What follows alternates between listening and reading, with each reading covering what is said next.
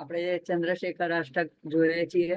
એમાં જાગૃતિબેને જો સરસ અત્યારે એને લગતું જેવું ચિત્ર મૂકી દીધું છે. ચિત્રમાં તમે જોઈ શકો છો કે નાનો એવો માર્કંડેય શિવલિંગને વળગીને બેઠો છે. મનમાં એનું ચંદ્રશેખર અષ્ટકનું ચિંતન સ્મરણ ચાલી રહ્યું છે. અને યમરાજ યમદૂતો તો ચાલ્યા જાય છે, એ લોકોથી તો કઈ બનતું નથી, એટલે યમરાજ પોતે પાડા પર બેસીને મૃત્યુનો ફાસ યમ ફાસ નાખવા માટે આવે છે. અને ભગવાન જો શિવલિંગ માંથી પ્રગટ થાય છે.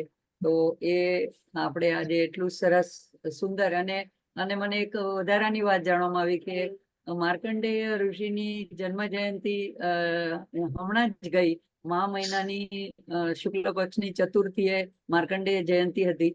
તો એ રીતે પણ હજી થોડાક જ દિવસ થાય તો જાણે કે આપણે એમનું માર્કંડેય ઋષિનું પણ પૂજન કરી રહ્યા છીએ આ નિમિત્તેથી, એવો પણ એક ભાવ આમાંથી પ્રગટ થાય છે.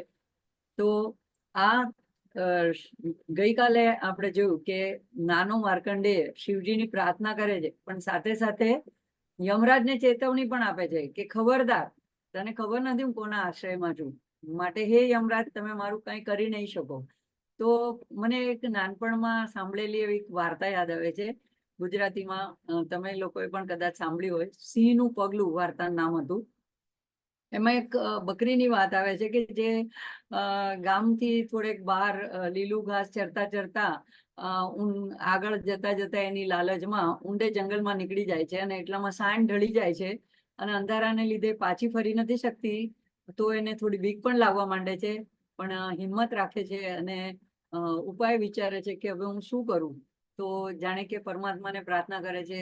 ચંદ્ર આવી ગયો છે આકાશમાં, તો જાણે કે ચંદ્ર તરફથી એને કેવો ઈશારો મળે છે કે તું ત્યાં એક પગલા દેખાય છે અને એક પગલું દેખાય છે મોટું બધું સિંહનું. તો એમ કે છે કે તું એ પગલાનો આશ્રય લઈને બેસી જા, એમ જાણે કે એને સંકેત મળે છે. અને એ બકરી એ સિંહનું જે એક મોટું પંજો જે થોડી ભીની એવી જમીન ઉપર પડેલું હતું એની બાજુમાં ગોઠવાઈને બેસી જાય છે. હવે થોડી વારમાં જેમ રાત આગળ વધવા માંડી એટલે અનેક પ્રાણીઓ એક પછી એક આવે છે. જેમ કે દાખલા તરીકે પેલા એક રીંછ આવે છે, તો એને નવાઈ લાગે છે કે એકલી બકરી બેઠી છે અને પછી પાછી એટલી બધી નિર્ભયતાથી બેઠી છે. એટલે જંગલમાં એ ટાઈમે બકરી હોવું જ એક અજીબ વસ્તુ હતી, કારણ કે આ બધા પાળેલા ઢોર તો સાંજ પડે એટલે સગે વગે પોતાના માલિકની સાથે એના ગામમાં અંદર વયા જાય. તો અહીંયા કેવી રીતે બેઠે છે, એને નવાઈ લાગી. એટલે એને નજીક આવીને જેવો નજીક આવી જાય છે એ રીંછ, ત્યારે બકરી બોલે કે ખબરદાર, કે તું અહીંયા શું કરે કે ખબરદાર, હું આ પગલાને સાચવીને બેઠી છું અને મને સિંહ આ કામ આપેલું છે અને હું એના આશ્રયમાં છું, તો હું એના શરણમાં છું. તો રીંછે જોયું કે આ તો પગલું સિંહનું છે એટલે અહીંયા આજુબાજુમાં જ હશે અને આને હું કઈ કરીશ તો મને સિંહ છોડશે નહીં, એટલે ચાલ્યો જાય છે કે આ સિંહના આશ્રયમાં છે. તો ચૂપચાપ ચાલ્યો જાય છે. એમ વાર્તામાં આગળ આવે છે કે નાના બાળકોની વાર્તામાં કે એક પછી એક બધા પ્રાણીઓ આવે છે, પણ બધા હિંસક પ્રાણીઓ પણ એ પગલાને જોઈને ડરીને ચાલ્યા જાય છે. તો છેલ્લે સિંહ આવે છે અને સિંહે આ વાત સાંભળી કે પોતાનું જ પગલું જોયું અને બકરીને એટલી નિર્ભય થઈને બેઠેલી જોઈ, તો સિંહ થોડો મલકાયો અને એને કીધું કે અચ્છા, તો તું મારા પગલાને સાચવીને બેઠી છો? મેં કીધું કે હા મહારાજ, હું તમારા આશ્રયમાં છું. એટલે સિંહ એની વાતથી પ્રસન્ન થઈ ગયો અને એને બકરીને હેમખેમ જંગલમાંથી બહાર મોકલવામાં મદદ કરી. તો ત્યારે આ વાર્તામાંથી આપણને એમ જાણવા મળે કે હવે જો જગતના એવા એક પ્રાણી, જગતનો વનનો રાજા સિંહ, એનો જો આશ્રય, એના પગલાનો આશ્રય લઈને બેઠી તો પણ બકરી પોતાનો જીવ બચાવી શકી અને એમ કેમ પાછી ફરી. તો અહીંયા તો માર્કંડેય મુનિ, એ તો નાનો બાળક, એ તો શિવલિંગને એટલે કે પોતાના પિતાનો, ચંદ્રશેખરનો જ આશ્રય લઈને બેઠો છે. તો પછી તો એટલી છાતી ઠોકીને કહી શકે છે કે તો મમ કિમ કરિષ્યતિ વૈ યમઃ, યમરાજ, મૃત્યુના દેવતા, તમે મારું શું કરી શકવાના છો? તો આવો એક શિવજીનો અનન્ય બાળ ભક્ત જે પોતાની બધી જ્ઞાનેન્દ્રિયોને શિવજીમાં લગાડીને પ્રાર્થના કરી રહ્યો છે અને બંધ આંખે શિવજીના કૈલાસના દર્શન કરે છે. ત્યાં દેવતાઓએ જુદા જુદા 5 દિવ્ય વૃક્ષોના સુગંધિત ફૂલો શિવજીના ચરણોમાં અર્પણ કર્યા છે. એ ફૂલોની મકરંદની સુગંધ જ્ઞાનેન્દ્રિય અનુભવી રહી છે અને પ્રભુના ઉત્તરીય એટલે કે જટામાં નાના ગંગાના બિંદુઓ શીતળ એનો જે શીતળ સ્પર્શ અનુભવી રહ્યો છે. આમ ગર્ભિતાર એનો નીકળે છે કે મૃત્યુ નજીક હોય ત્યારે ઇન્દ્રિયોને અને મનને પણ પ્રભુમાં લગાડવાના છે. આ સંકેત આપણને આ ચંદ્રશેખર અષ્ટકમાંથી આ માર્કંડે આપણને આપી રહ્યો છે. આપણે પણ પૂજા કરીએ ત્યારે આપણું મન આપણી જ્ઞાનેન્દ્રિય એટલી તન્મય હોય, એકાકાર હોય કે આપણને પ્રભુના ચરણોમાં અર્પેલા પુષ્પો કે તુલસીની સુગંધ એવી આપણને અનુભવ આવી જોઈએ. પણ ઘણી વાર એવું થાય કે બાજુમાં જ રસોડું હોય તો એમાં કંઈક બનતું હોય તો આપણી જ્ઞાનેન્દ્રિય એને પેલા અનુભવ કરે છે કે શું બની રહ્યું છે, શેની સુગંધ આવે. કદાચ જો કઈ બળી રહ્યું હોય તો તરત આપણું ધ્યાન ત્યાં જાય કે ભાઈ ગેસ ધીમો કરો કે સીટી વાગી ગઈ. એટલે અહીંયા આ નાનકડો બાળક આપણને આ એક આમાં સંકેત આપે છે કે માર્કંડે એ એટલો દૂર કૈલાસમાં જે થઈ રહ્યું છે એનો અહીંયા પોતાના જ્યાં મંદિરમાં પોતે પોતાના શિવલિંગ પાસે એને વળગીને બેઠો છે ત્યાં એ સુગંધનો અનુભવ કરી રહ્યો છે. અને એ પણ અહીં કોઈ પ્રસન્ન શાંત ચિત્ત બનીને પૂજા કરી રહ્યો છે એવું પણ નહોતું, બલકે યમરાજના યમપાશ એના ગળે ફંદો નાખીને યમરાજ ખેંચી રહ્યા હતા. અને એવી કટોકટીની પળે જ્યારે મૃત્યુ સમીપ છે ત્યારે પણ એનું ધ્યાન, એનું ચિત્ત પ્રભુમાં રહ્યું. આ જ વસ્તુનો આ સ્તોત્રમાંથી આપણે બોધ લેવાનો છે. તો આપણે ઘણીવાર નાના નાના વ્યાધિ રોગ આવતા તરત જ આપણે આપણું નામ સ્મરણ કે પૂજા પાઠ એ જ છૂટી જાય છે અને ઘરમાં કોઈ આપત્તિ પ્રસંગ આવે તો પૂજા પાઠમાં સૌથી પહેલો કાપ મુકાઈ જાય છે, આપણે હાફળા વાફળા થઈ જાય છે. તો અહીંયા આ જ બધી વાત આપણને આ સ્તોત્ર તો સાવ નાનું અને સમજવામાં બહુ જ સરળ છે, પણ એની અંદરનો ઊંડો અર્થ જે આપણે સમજીએ તો આપણને મૃત્યુની ક્યારેય બીક, એનો ભય ન લાગે અને ઘરમાં પણ કોઈ સ્વજનના મૃત્યુ થાય ત્યારે પણ આપણે એનાથી હચમચી ન જઈએ. તો બાળકે બીજા બધા રાક્ષસોના સંહારની વાત કરતા પહેલા મન્મથનો ઉલ્લેખ કર્યો. આપણે કાલે જોયો કે મારા પિતાએ ત્રીજા નેત્રથી મન્મથને બાળીને ભસ્મ કર્યો. તો એમાં પણ એક રહસ્ય છે, કારણ કે આપણી એવી 2 દિવ્ય વસ્તુઓ છે કે જે આપણે એવી શક્તિઓને આપણે માત કરી શકતા નથી અને જીતવી દુષ્કર છે. તો એક પહેલી છે કામ. ભગવાને જ એને બનાવ્યો છે. તો એ કામ એટલે ઈચ્છા, આકાંક્ષા, જેને ઇંગ્લિશમાં લસ્ટ કહે છે. તો ખાસ કરીને આપણા જેવા સામાન્ય જનને માટે કામને જીતવો અઘરો છે. એટલે પહેલી વાત એ. બીજી કે મૃત્યુનો ડર બધાને હોય છે, એટલે મૃત્યુને જીતવું એ પણ અસંભવ લાગે છે. તો અહીંયા માર્કંડેય જાણે કે યમરાજને એવી હિંટ આપે છે કે તમને કદાચ એમ હશે કે હું સાવ નાનો સામાન્ય બાળક છું જે મૃત્યુને હરાવી નહીં શકું, પણ જાણે એમ કહેવા માંગે છે કે હું ભલે નાનો અમથો દેખાતો હું, પણ સાચું તો એ છે અને તમે કહો છો કે હું નાનો છું, તમને એવું લાગતું હોય તો એ સાચું પણ છે, પણ મારો નાથ, મારા સ્વામી, મારા ઈષ્ટ, મારા પિતા એ કેવા છે મહાન કે મન્મથ એટલે કે કામ જે અજય કહેવાય, જેને મોટા મોટા ઋષિઓને પણ પછાડી દીધા, એની તપસ્યાનો ભંગ કર્યો, એને એમણે બાળીને ભસ્મ કર્યો છે. તો પછી તમે જરા વિચારજો, સંભાળજો. અને આના આમ ઉપરથી શિવનો મહિમા લાગે, છતાં ગર્ભિત અર્થ એ છે કે બાળકનો પિતા પરનો દ્રઢ વિશ્વાસ અને યમને એક લલકાર કરે છે. તો પાછા કેવા કે આખી સૃષ્ટિને સંહાર સમયે ભસ્મીભૂત કરીને બધાને પોતાના અંગમાં ભસ્મ ચોળીને તિરોધાન કરે છે. તો એવા અવ્યય, અવિનાશી અને પોતે તો પાછા એવા ને એવા જ રહે છે આખી સૃષ્ટિનો સંહાર કર્યા પછી પણ. તો પ્રલય વખતે પણ આખી સૃષ્ટિમાં બ્રહ્મા સહિત બધા જ દેવતાઓ બધાનો જ એ લોકોનો સમય પૂરો થતા સૂર્ય, ચંદ્ર, ગ્રહ મંડળ, તારા, પૃથ્વી બધું જ બધાનો જ નાશ થાય છે, બધાનો જ વિલય થાય છે, કંઈ જ બચતું નથી. એટલે એમ કે છે કે હે યમરાજા, ત્યારે તમે પણ મારા પિતા દ્વારા ભસ્મીભૂત થવાના છો અને તમારી ભસ્મ પણ ચંદ્રશેખર પોતાના અંગ પર વિલેપન કરશે. એવા યમરાજ તમે મારું શું કરી શકો છો? તો યમને કહે છે કે તમે બધાના પ્રાણ હરણ કરો છો તો જાણે એક રીતે શિવજીની સમાન હોય એવું તમને લાગે છે કે હું જાણે જેમ શિવજી મૃત્યુ કાળોના કાળ મહાકાળે હું પણ એ સંહાર કરે છે જ્યારે પ્રલય વખતે, એટલે હું પણ જાણે કે બધાના પ્રાણ હરણ કરું છું. પણ હું તમને યાદ અપાવું છું કે યમરાજ તમારો સમય પૂરો થતા શિવજી દ્વારા પ્રલય કાળે તમારું પણ મૃત્યુ આવશે. જ્યારે મારા પિતા શિવજી એ આખા સૃષ્ટિનો લય થાય તો પણ ક્યારે એમનો વિનાશ થતો નથી, એટલા માટે અવ્યય છે. તો હું એવા ચંદ્રશેખરના ચરણોમાં આશ્રયમાં છું, તો તમે મારું શું કરી શકો છો? આમ એક એક શ્લોક આ બાળકની નિર્ભયતાનું વર્ણન કરે છે. એટલા માટે તો કહેવાય છે કે મૃત્યુના આરે પહોંચી ગયો હોય કોઈ બીમારી કે અપઘાત કે એને લીધે, છતાં જો આ અષ્ટકનું પઠન કરે, શિવજીનું ધ્યાન પ્રાર્થના કરે, તો એ મૃત્યુ મુખમાંથી પાછો આવી શકે છે. એટલે કે એનું અલ્પાયુની વાત નથી, પણ જો એનું અકાલ મૃત્યુ થવાનું હોય તો એનું ત્યારનું એ અકાલ મૃત્યુ ટળી શકે છે. અને જાણે કે યમરાજને પણ આ સ્તોત્ર સાંભળીને ડર લાગી જાય છે, એટલે સાધકનું અપમૃત્યુ ટળી જાય છે અને પૂર્ણ આયુષ્ય ભોગવે છે. ત્રીજા શ્લોકમાં આપણે કાલે જોયું કે શિવજીની જટાજૂટનું વર્ણન કરતા માર્કંડે કહે છે કે શિવજીના આવા ગૂંચવાયેલા વાળમાં આકાશમાંથી દૈવી નદી ગંગા જ્યારે પોતાના જળબિંદુઓનો છંટકાવ કરે છે તો એ જટા ઘણી સ્વચ્છ, શુભ્ર, શીતળ બનીને મનોહર લાગે છે. અહીં એની પોતાની પરિસ્થિતિ કેવી છે? એના ગળામાં ફાંસો છે અને એક ફાંસો ખેંચાઈ રહ્યો છે, તો એની તો ચામડી ખરેખર ખેંચાઈ રહી છે, એને કદાચ પીડા થઈ રહી છે, બળી રહી છે, પણ એ જાણે કે જળબિંદુઓની શીતળતાનો અનુભવ કરી રહ્યો છે. આમ એણે પોતાની સ્પર્શેન્દ્રિયને પણ ભગવાનના ધ્યાનમાં અર્પણ કરી દીધી છે. આમ બહારથી એક પ્રક્રિયા ચાલે છે કે જે યમરાજ એને ખેંચી રહ્યો છે, અને એના અંદરથી એના અંતઃકરણમાં, ધ્યાનમાં, એના હૃદયમાં ઘણી ઉલટી ઘટના એના દ્વારા અનુભવાઈ રહી છે. તો આમ આ સ્તોત્ર આપણને મૃત્યુ સમયે આવો અનુભવ આપવા માટે સક્ષમ છે, જો આપણે આવી રીતે પ્રભુના ચરણોમાં આપણું મન લગાડી દઈએ તો.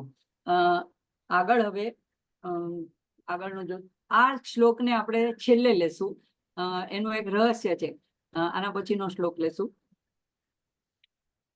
કુંડલીકૃત કુંડલીશ્વર કુંડલમ વૃષવાહનમ નારદાદિ મુનીશ્વર સ્તુત વૈભવમ ભુવનેશ્વરમ અંધકાંતક માશ્રિત અમર પાદપમ શમનાંતકમ ચંદ્રશેખરમાશ્રયે મમ કિં કરિષ્યતિ વૈ યમઃ.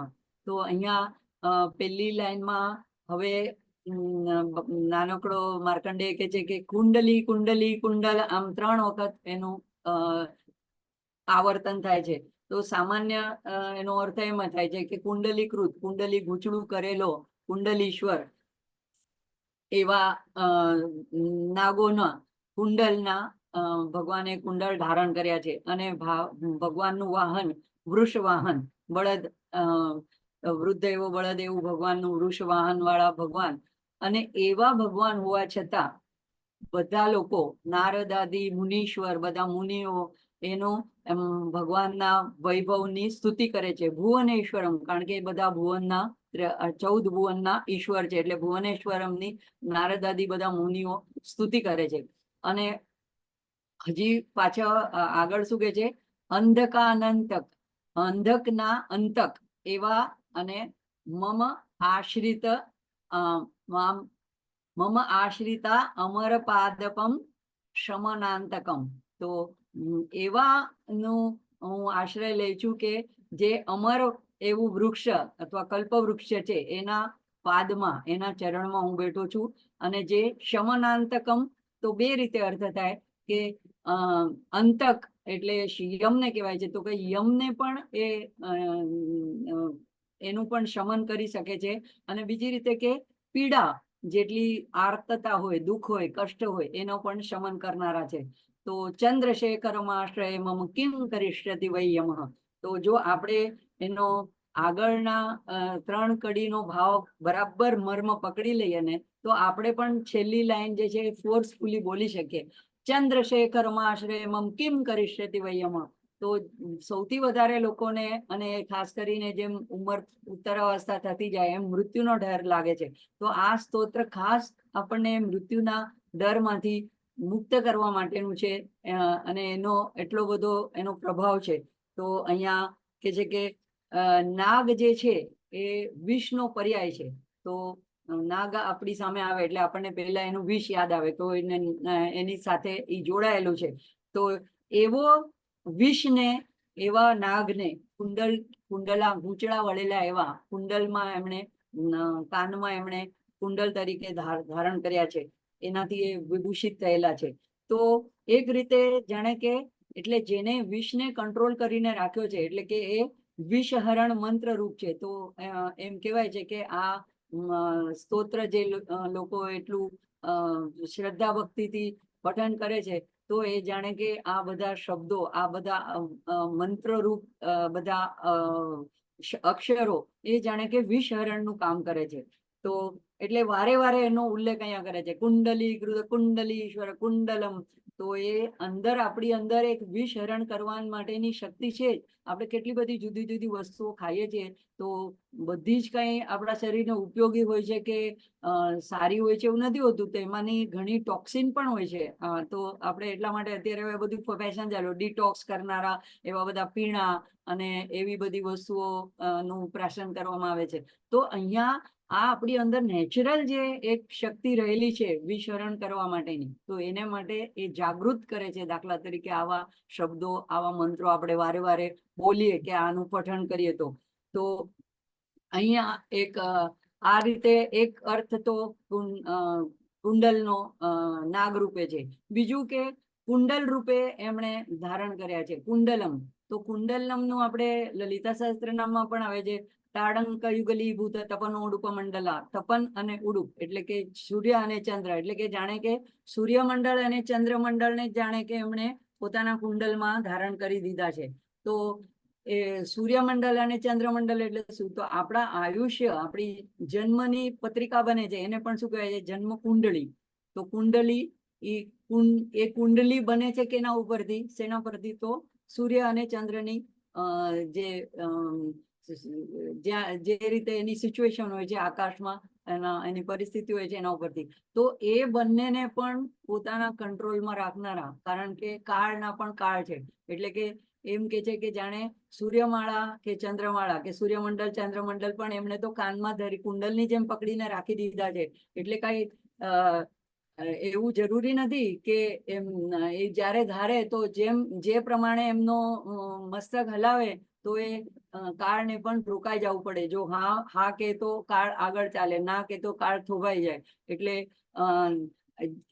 એવા ભાવથી અહીંયા કુંડલમનો પણ એવો એક ગર્ભિત અર્થ નીકળે છે. પછી એટલે કે બંને પર પણ એમનું આધિપત્ય છે. પછી આમ જાણે કે માર્કંડેય કહેવા માંગે છે કે કાળની ગણના જે સૂર્યચંદ્ર દ્વારા થાય છે, એ કાળ તો મારા પિતાએ પોતે એને કુંડલ રૂપે પહેરી રાખ્યા છે. તો યમરાજ, તમે એમના કાળચક્રના એક એજન્ટ જેવા છો, કારણ કે મારા પિતાની સામે આપની શી વિશાદ છે? એટલે જે એમાં તમને એક કાર્ય સોંપ્યું છે. તો આમ આ શબ્દો જે ઉપરથી સામાન્ય લાગે છે, તેમાં આટલો ગર્ભિત ઈશારો છુપાયેલો છે. એ એક રીતે ચેતવણી આપે છે. પછી કુંડલેશ્વર, કુંડલીના ઈશ્વર એમ પણ લઈ શકાય. કુંડલીની ના શક્તિ, તો જે અંદર આપણે શરીરની અંદર પ્રાણ શક્તિ છે, કુંડલીની શક્તિ છે, મૂળાધારમાં જે સ્થિત છે, એ શિવની સ્વાતંત્ર્ય શક્તિ છે, આદ્ય શક્તિ છે. એ રૂપે પણ એ દરેક પ્રાણી માત્રમાં રહેલા છે. એટલે કે દરેકની અંદર પણ આ રીતે રહેલા છે. તો એ કુંડલીની એ પણ જ્યારે જાગૃત થાય તો અનેક સિદ્ધિઓ, અનેક વરદાનો આપે છે, અને અનેક વ્યક્તિ પોતે ઘણી એનાથી સમર્થ બની જાય છે. તો એમ કે છે કે આ બધી વસ્તુ અને પ્લસ ભૂત શિવજીની ભુવનના ભુવનેશ્વર, એટલે કે બધા 14 ભુવનના એવા ઈશ્વર સ્વામી આધિપત્ય. તો એ બધા કૈલાસમાં બધા ભેગા થઈને શું કરે છે? નારદ આદિ બધા મુનીશ્વરો, તો એ આવીને સ્તુતિ વૈભવ એમનું ગાન કરે છે. કોઈ રુદ્ર ગાન ગાઈ રહ્યું છે, કોઈ સ્તોત્ર કરી છે, કોઈ નમો રુદ્રાય જ ભવાય ચ સ્મ, એમ કોઈ પુરાણોક્ત રુદ્રી, કોઈ વૈદિક રુદ્રીના ગાન કરી રહ્યા છે.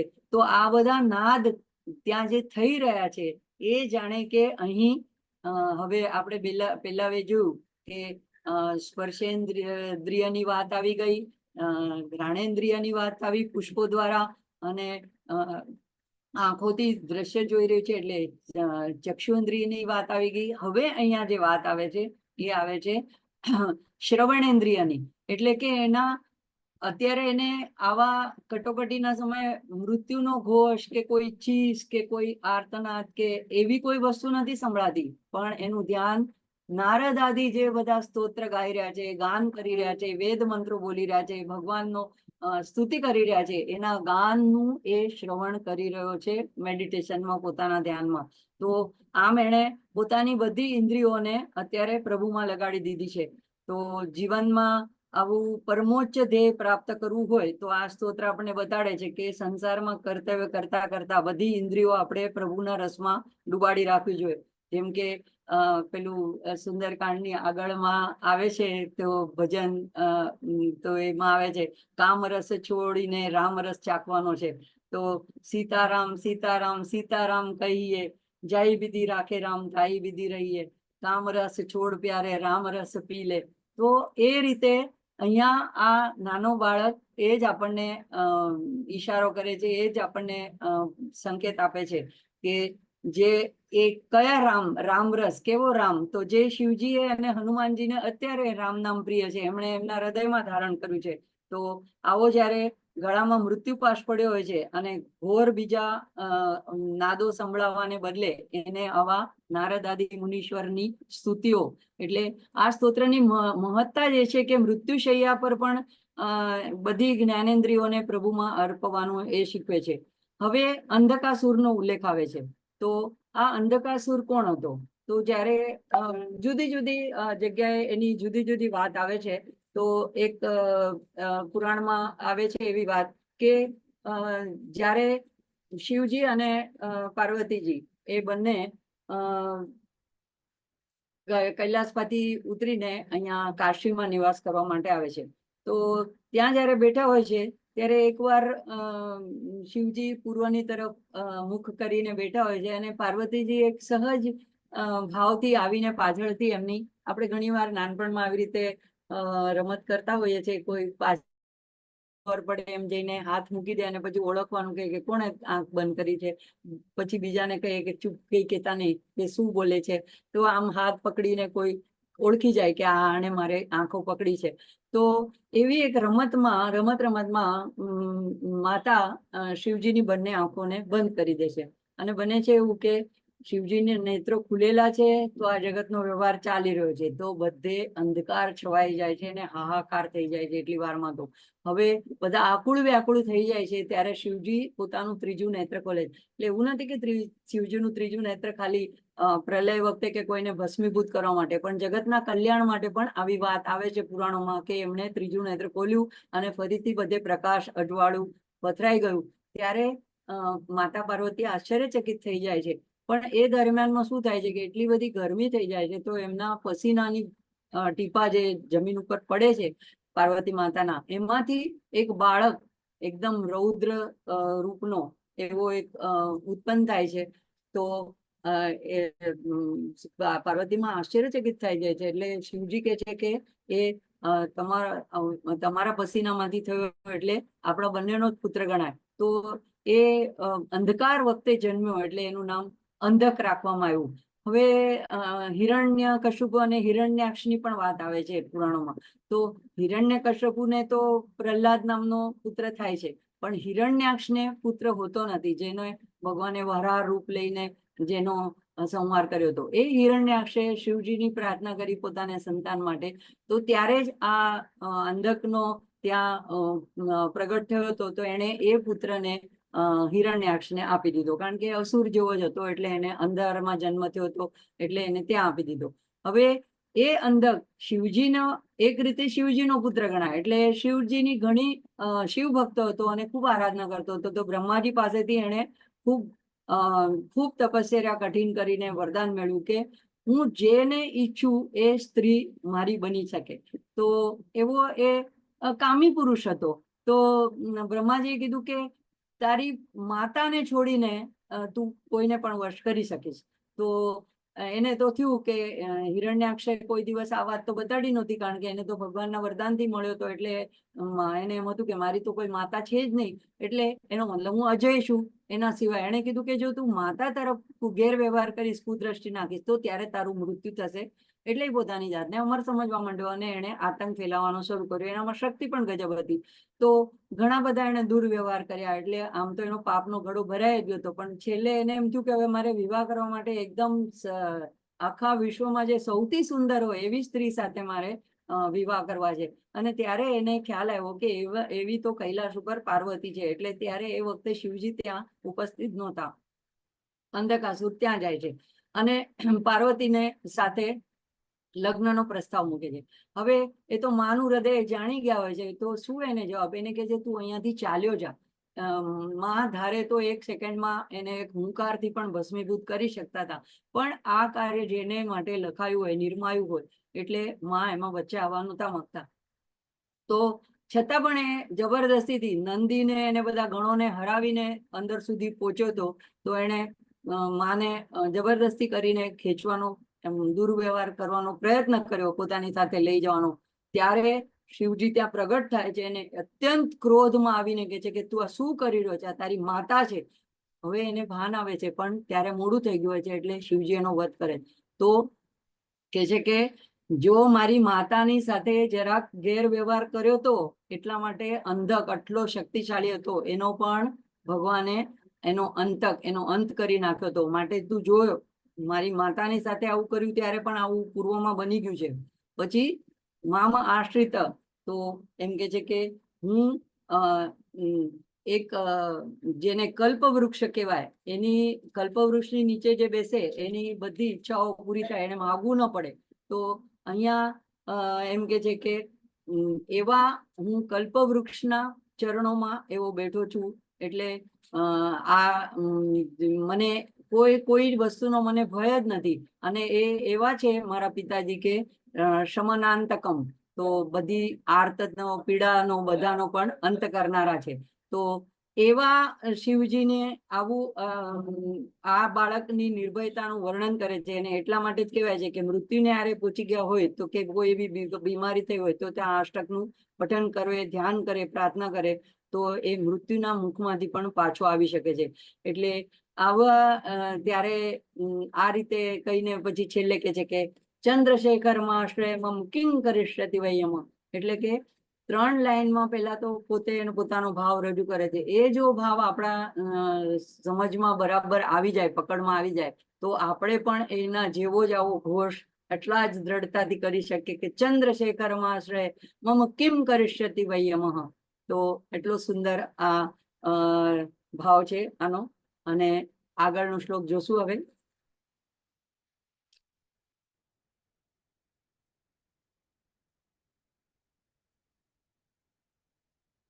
ભેષજમ ભવ રોગીણામ મખિલાપદામ અપહારિણમ. એટલે આમાં સંધિ છે. ભવરોગીણા અખિલામ આપદ અપહારિણમ. એવી રીતે બધા શબ્દો ભેગા થયેલા છે. ભેજશમ ભવરોગીણામ અખિલામ આપદ અપહારિણમ દક્ષ યજ્ઞ વિનાશનમ ત્રિગુણાત્મકમ ત્રિવિલોચનમ ભુક્તિ મુક્તિ ફલપ્રદમ સકલાગ સંઘ નિબર્હણમ ચંદ્રશેખરમાશ્રયે મમ કિં કરિષ્યતિ વયમઃ. તો અહીંયા કે છે કે ભેષજમ એટલે ઔષધિ. તો ભવરોગીણા, ભવરોગથી જે પીડાતા, એટલે આપણે સંસારના જે બધા દુઃખી માનવો છે એને માટે આ એક ઔષધિ રૂપ એવા મારા પિતા છે. અને અખિલામ આપદામ અપહારિણમ, દરેક વ્યક્તિની અખિલ બધી જ આપદ, જેટલી મુશ્કેલી હોય, આપદ પીડા, એ બધાને હરનારા છે. પાછા કેવા છે? દક્ષ યજ્ઞ વિનાશનમ, દક્ષના યજ્ઞ વિધ્વંસક છે. એ ત્રિગુણને ધારણ કરનારા છે, ત્રિગુણાત્મક છે. ત્રિવિલોચનમ, એમને 3 નેત્રો છે એમની પાસે. અને ભુક્તિ અને મુક્તિના ફલપ્રદા છે. અને એ હંમેશા બધા એવા આ સંઘ નિબર્હણમ એટલે અઘ એટલે પાપ, સકલ અઘ સંગ નિબર્હણમ. તો સમસ્ત પાપોનો સંઘાત, આપણે જે પૂર્વજન્મના સંચિત કર્મો કરીને પાપ કર્મો કરીને આવ્યા હોય અને એ જે આપણી સાથે આ જન્મમાં એ ભોગવવા માટે આપણને જન્મ મળ્યો હોય, તો એ બધા પાપોનો સંઘોનો એના સમૂહોનો નાશ કરનારા એવા મારા પિતાજી છે. તો ચંદ્રશેખરમાશ્રયે મમ કિં કરિષ્યતિ વયમ. તો આમાં પણ આગળના શ્લોકમાં આવ્યું એવી રીતે છે કે અમુક અમુક શબ્દો વાપરવાથી આપણી અંદરની જે શક્તિઓ હોય છે એ જાગૃત થાય છે. એટલે આ ઋષિ મુનિઓએ આવા જે સ્તોત્ર રચ્યા હોય છે એમાં જે શબ્દો એમણે પ્રયોજ્યા હોય છે એનો પણ એક ખાસ અર્થ હોય છે, એનો ખાસ ઉપયોગ હોય છે. તો અહીંયા ભેષજમ ભવ રોગિણામ એમ જયારે આપણે બોલીએ ત્યારે અંદરની રોગ નિવારક શક્તિ છે એ ઉદ્દીપ્ત કરી શકાય છે. તો અહીં ભગવાનને ભેષજ ઔષધિ કીધા છે અને ભીષજ કે તો વૈદ્ય.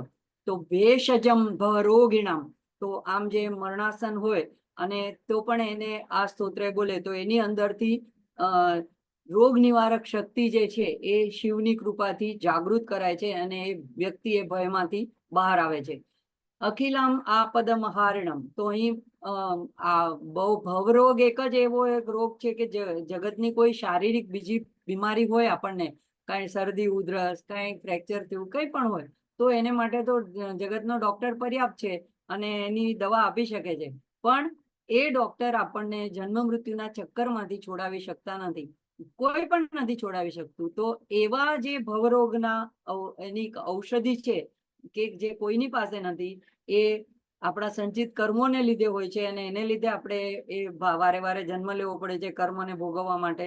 તો એમાં વાળા પાછી આ જન્મમાં બીજા નવા કર્મો બંધાય છે, ભેગા થાય છે, આમ એ ચક્ર ચાલ્યા જ કરે છે, ફરી ફરી જન્મ લેવો પડે છે. તો સત્કર્મો તો આપણે પ્રભુને અર્પણ કરી શકીએ છીએ અને એનો ફળ ભોગવવા ન આવવું હોય તો આપણને છૂટ છે, પણ દુષ્કર્મો પાપ કર્મોને આપણે ભોગવીને જ પૂરા કરવા પડે છે. તો આવા ભયંકર સંસાર ચક્રના રોગમાંથી ફક્ત શિવજી જ ઉકારી શકે છે.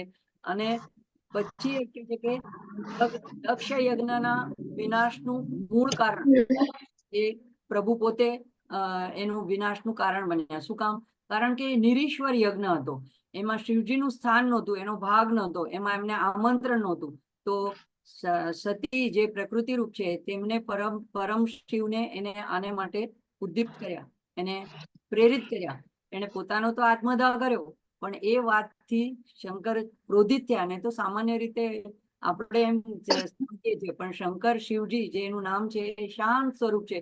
પોતાની યોગ મુદ્રામાં પદ્માસનમાં બેસીને ધ્યાન પોતાના ઈષ્ટનું કર્યા કરતા હોય છે. પોતાના હંમેશા એવા શાંત સ્વરૂપના છે. પણ એવા શિવજીને પણ, કારણ કે એમને તો કઈ એમાંથી ફરક નતો પડ્યો કે દક્ષે બોલાવ્યો ન બોલાવ્યો, એમને એમાં કઈ એમને અપમાન માન અપમાન એવું ન લાગ્યું. પણ જયારે સતીનું ત્યાં આત્મદહન થયું ત્યારે શિવજીને ક્રોધ આવ્યો અને ક્રોધ માટે શું કર્યું એમણે? તો એમણે ખાલી પોતાની જટામાંથી એક વાળ અથવા તો એક જટા લઈને એને ફેંકી, એમાંથી વીરભદ્ર એવો ઉત્પન્ન થયો અને એણે જે યજ્ઞનો જઈને ધ્વંસ કર્યો. તો આ બધી વાતથી ઇનડાયરેક્ટલી માર્કંડે કહે છે કે તમને એવું લાગતું હોય કે તમે મને લઈ જશો તો તમને, અને તોય તમને મારા પિતા કાંઈ નહીં કરે, પણ ધ્યાન રાખજો કે દક્ષના યજ્ઞનો નાશ કર્યો તો એટલું જ નહોતું, પણ જે શિવજીના દ્રોહ કરે તો એને શિવજીની પત્નીનું પણ એમાં અપમાન થયું હતું. તો એમણે કીધું કે ત્યારે એને એનો શિરચ્છેદ જ કરી નાખ્યો હતો. તો જો અને તમને લાગે છે કે દક્ષ કોઈ સામાન્ય માણસ નહોતો, તમે પોતે પણ યમ આદિ બધા દેવતાઓના પણ એ મુખ્ય પ્રજાપતિ હતા, એને દક્ષ પ્રજાપતિ કહેવાતું હતું. તો તમે તમારી જાતને શું સમજો છો? મને તમે ગળે ફાંસો નાખીને ખેંચી રહ્યા છો, એ પણ ત્યારે કે જ્યારે મેં મારા પિતાના ચરણ પકડી રાખ્યા છે. તો હવે એ શિવલિંગને બંને હાથે પકડી રાખ્યા છે, ત્યારે તમે આવી રીતે એ ઇનડાયરેક્ટલી યમરાજને આવા બધા શબ્દો કહીને, એક બાજુથી એમ લાગે કે શિવની સ્તુતિ છે, ઉપરથી સ્તુતિ જ છે, પણ અંદરથી એ જાણે કે યમને ધમકી આપી રહ્યા છે કે તમને શું લાગે છે, મારા પિતાજીને તમે શું સમજો છો? જો હમણાં આવશે તો તમને ખબર પડી જશે. એટલે આવી રીતે કહે છે કે તમે તો ક્યારેક ગયા હશો કૈલાસમાં અને ત્યારે દેવતાઓની સાથે અને શિવજીની સ્તુતિ પૂજા પાઠ કરી હશે તો ત્યારે તમે એનું કયું સ્વરૂપ જોયું હશે કે શાંત ધ્યાનસ્થ સ્વરૂપ. પણ ધ્યાન રાખજો એ ત્રિગુણાત્મક છે. ખાલી એમની પાસે સત્વગુણ છે એવું નથી, એમની પાસે રજસ અને એમની સાથે તમો ગુણ પણ છે. અને એવા ગુણથી જયારે ત્રિનેત્ર ત્રિલોચન જયારે ત્રીજું નેત્ર ખોલી દે છે તો ત્યારે કોઈને બાકી છોડતા નથી. એટલે આ બધા વિશેષણો કહીને એક રીતે યમને જ લલકારે છે. પછી આવે છે ભુક્તિ મુક્તિ ફલપ્રદમ. તો ભુક્તિ એટલે ભોગ અને મુક્તિ એટલે ફળ, તો મોક્ષ. તો આ બંનેના ફલપ્રદ ફળ આપનારા છે. તો આપણા પૂર્વજન્મના પાપ કર્મને લીધે જે અહીંયા આપણે જે વસ્તુ આપણને ભોગ રૂપે મળી રહી છે, જેવું કુટુંબ મળી રહ્યું છે, જેવી આર્થિક પરિસ્થિતિ મળી રહી છે, તો એ બધા માટે આપણે કોઈ બીજાને જવાબદાર ગણવાની જરૂર જ નથી. એ બધું આપણા પોતાના કર્મોના ફળને લીધે જ મળે છે. પણ ભગવાન શું કરે છે તો એ આપણા પાપ કર્મોને નષ્ટ કરી દે છે. તો એટલા માટે હવે બાકી એવું પોટલું બાકી નથી રહેતું. પુણ્ય કર્મ આપણે પોતે ભગવાનને ચરણે આપણે જયારે સ્તોત્ર બોલે છે કૃષ્ણ અર્પણમસ્તુ, દુર્ગા અર્પણમસ્તુ, આપણે ભગવાનના ચરણમાં પુણ્ય અર્પણ કરી દઈએ તો મુક્તિ સહજ મળી જાય છે. એટલે કે છે કે અહીં કે છે કે શિવજી બધા પાપોના ફળને બાળીને ભુક્તિ અને મુક્તિ બંને આપનારા છે. સકલ અધસંગ નિબર્હણમ.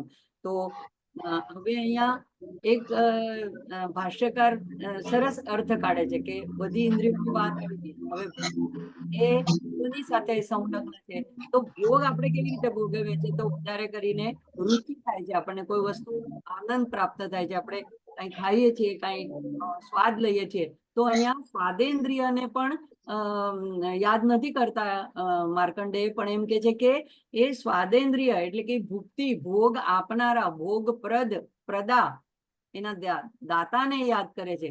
એટલા માટે એમ કે છે કે અહીંયા જે ભુક્તિથી જે તૃપ્તિ થાય છે એટલા માટે એ ઇન્દ્રિયને પણ અત્યારે એ ભગવાનના મહિમા ગાનમાં પ્રયોજિત કરે છે.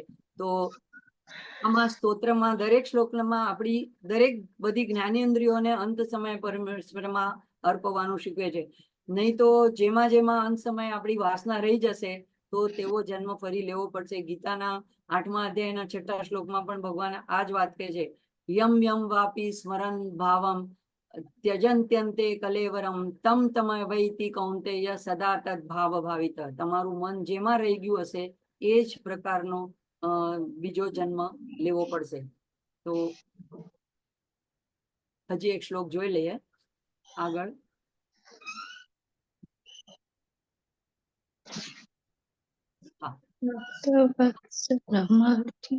કોઈ બાકીનાને જરા મ્યુટ કરી દેશો, કોઈનો અવાજ વચ્ચે આગળ રાખે છે.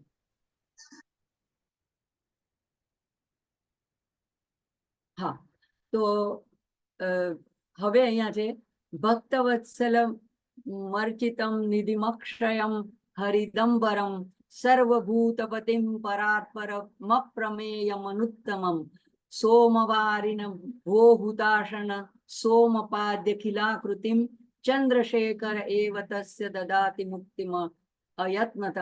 હવે ઘણી જગ્યાએ આની જગ્યાએ એમ જ આવે છે ચંદ્રશેખર, જે આગળ આવે છે એ જ પંક્તિ ફરીથી રિપીટ થાય છે, મમ કિમ કરિષ્યતિ વૈ યમઃ. તો પાઠભેદ થોડાક આવી શકે છે. હવે અહીંયા જાગૃતિબેન આના પછીનો શ્લોક લઈ લઈએ. આમાં ચંદ્રશેખરમ એવ તસ્ય દદાતિ છે, તો હા વિશ્વ સૃષ્ટિ વાળો લઈ લઈએ.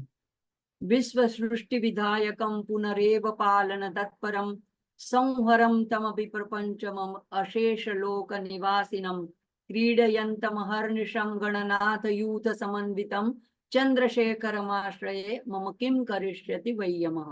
તો શ્લોક તમે આગળ બોલો કે પાછળ કઈ ફરક પડતો નથી. પાઠભેદથી કોઈ જગ્યાએ આમાં ઘણા આગળ પાછળ શ્લોક, પણ શ્લોક આટલા જ છે, પણ ક્રમ ઉપર નીચે થાય છે. તો અહીંયા હજી આ મમ કિમ કરિષ્યતિ વૈયમાં એક એવો ભાવ છે અને પછીનો ભાવ બદલાઈ જાય છે. તો અહીંયા વિશ્વ સૃષ્ટિ વિધાયકમ, તો હવે યમને કે છે કે આ આખું ચરાચર વિશ્વ જે છે એના વિધાયક એના ઘડનારા રચનારા એ મારા પિતા છે. ફરી એટલે કે બ્રહ્મા રૂપે પણ એ જ છે. ફરી વિષ્ણુ રૂપે બધાના પુનરેવ પાલન તત્પરમ, બધાના પાલન કરનારા, સંરક્ષણ કરનારા, સંલગ્ન રહેનારા પણ મારા પિતાજી જ છે. સંહરમ તમપી પ્રપંચ, પણ એ દાખલા તરીકે બધું પ્રલય કરી નાખ્યું, બધાનો સંહાર કરી નાખ્યો, પાલન કરી નાખ્યો, તો પછી સંહર તમપી, સંહાર પણ કરી નાખ્યો પ્રપંચનો, એટલે કે ત્રણેય કાર્ય કર્યા, સૃષ્ટિ સ્થિતિ લય, પણ અશેષ લોક નિવાસનમ, પણ પછી પણ ફરીથી અસંખ્ય લોકોના નિવાસ માટે આ સંસારનું ફરીથી પુનર્નિર્માણ કરે છે. એટલે કે જે પંચકૃત્ય આપણે લલિતા સહસ્ત્રનામમાં જોયા હતા, તો સૃષ્ટિ સ્થિતિ લય તિરોધાન બધાને પોતાનામાં સમાવી લેવા, છુપાવી લેવા, અને પછી અનુગ્રહ એટલે ફરીથી કૃપા કરીને ફરીથી સૃષ્ટિની નિર્માણ કરવું. તો એમ કે છે કે આમ કહીને યમરાજાને કહે છે કે આમાંથી તમે ખાલી એક કૃત્ય સંહાર, એના પણ તમે ખાલી એ ડિપાર્ટમેન્ટના કાર્ય કરતા છો, એટલું ભૂલતા નહીં. એના જે મુખ્ય પ્રમુખ છે એ મારા પિતાજી છે, બધા આખી સૃષ્ટિનો લય કરનારા. તમને ખાલી એક નાનકડું કામ અહીંયા સૃષ્ટિમાં સોંપેલું છે. તો એટલા માટે થઈને ઇનડાયરેક્ટલી એને હિન્ટ આપે છે કે જે શક્તિ, એક શક્તિ છે કે બધું હરણ કર્યા પછી પાછું અનુગ્રહ કરીને સર્જન કરી શકે છે, અને એવી શક્તિ ખાલી મારા પિતા પાસે. તમે ખાલી હરણ કરી શકો છો, પણ તમે ઈચ્છો તો ફરીથી પાછું એને નવજીવન આપી નથી શકતા. તો પણ મારા પિતા પાસે એવી શક્તિ છે કે જો ધારે ઈચ્છે, એમની વિલ ઉપર છે, તો એ પોતાના ફરીથી એ નવસર્જન કરે, અનુગ્રહ કરે છે.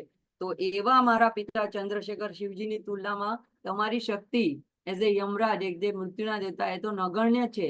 અને આ સૃષ્ટિમાં દરેકના જીવના હૃદયમાં તો ક્રીડયંતમ અહર્નિશમ, તો અહર્નિશ દિવસ રાત બધાના હૃદયની અંદર, બધા ભૂત માત્રમાં એ ક્રીડયંત એટલે કે એમની ક્રીડા, ખેલ, એમની લીલા ચાલી રહી છે. એટલે જાણે કે એમ કે છે કે જે જ્યોતિ આપણામાં છે, તમારામાં છે, મારામાં છે, એ જ ભૂત માત્રમાં, પ્રાણી માત્રમાં રહેલી છે. શુદ્ર લાગતા એવા કીડામાં કે એક નાના મચ્છરમાં પણ એ જ જ્યોતિ, એ જ પરમાત્મા, એ જ શિવજી રહેલા છે. અને આ તો એમની જાણે કે એક બધી ક્રીડા ચાલી રહી છે. એ વ્યક્ત અનેક રૂપોમાં વ્યક્ત થઈને આવી ક્રીડા કરી રહ્યા છે. હવે વધારેનું એક પાસું ફેંકે છે કે ગણનાથ યુથ સમન્વિતમ, અને હવે એમ કે છે કે જો એકલા નથી હોતા, હંમેશા એમની આજુબાજુ ગણનાથ ગણેશજી પણ હોય છે, અને યુથ સમન્વિતમ, તો ગણોના યુથ એ એના જે બધા પાર્ષદો કહેવાય કે એના ગણો કહેવાય, અનુચરો કહેવાય, એ બધાથી હંમેશા વીંટળાયેલા હોય છે. એટલે ઘણીવાર મને યાદ આવે છે કે શિવજીના મંદિરમાં જઈને લોકો જોર જોરથી 3 તાળી પાડે છે. તો ત્યારે મને બહુ નવાઈ લાગતી હતી, નાની હતી ત્યારે. બધા કરે એટલે હું પણ કરતી હતી. પછી એક જગ્યાએ એવું એનું એક્સપ્લેનેશન વાંચ્યું કે હંમેશા બધા ભૂતડાઓથી અને એનાથી શિવલિંગ વીંટળાયેલું હોય, બધા એની આસપાસ હોય. એટલે આપણે જયારે અંદર જઈએ શિવ મંદિરમાં, તો જોર જોરથી 3 તાળી પાડી અને એમને થોડું કહે કે થોડું જગ્યા કરો, તો અમે જરા શિવલિંગનો સ્પર્શન દર્શન કરી શકીએ. એટલે એ હંમેશા શિવના ગણો એ બધા એમની આસપાસ વીંટળાયેલા હોય છે. એટલે એમ જાણે કરીને કે છે કે યમને ચેતવણી આપે છે કે કદાચ જો શિવ સ્વયં પોતે ના આવે તો મને છોડાવવા, તો એમના ગણો, અનુચરો અને મારો મોટો ભાઈ જે ગણપતિ છે એ તો આવશે જ. એટલે યુ માઇન્ડ ઇટ, ચંદ્રશેખર માશ્રયમમ કિમ કરિષ્યતિ વયમ. એટલે આટલું બધું એકદમ દ્રઢતાથી, ડર્યા વગર, પોતાનું મૃત્યુ સામે છે છતાં પણ એટલે એક નાદ ઘોષ કરે છે કે હું ચંદ્રશેખરના આશ્રય છું, તો મને યમ શું મારું બગાડી શકવાનો છે? એટલે મારું કંઈ જ બગાડી નથી શકવાનો. તો આપણી પાસે પણ જ્યારે આપણે હાટકેશના આટલા આપણા ઈષ્ટદેવ છે અને આપણે ભગવાનને એટલું ભજીએ છીએ જુદા જુદા સ્તોત્ર દ્વારા, તો એ ખાલી એક બોલવા માટે, એવું પોટ પકડાવવા માટે ન રાખીને આવો હૃદયમાં એક દ્રઢ ભાવ રાખવાનો છે કે ચંદ્રશેખર અમાશ્રય મમ કિંગ કરિષ્યતિ વયમ. મૃત્યુ જ્યારે આવવાનું હોય ત્યારે આવે, પણ એ મને કંઈ કરી શકવાનું નથી. તો આપણે અહીંયા આજે અટકશું.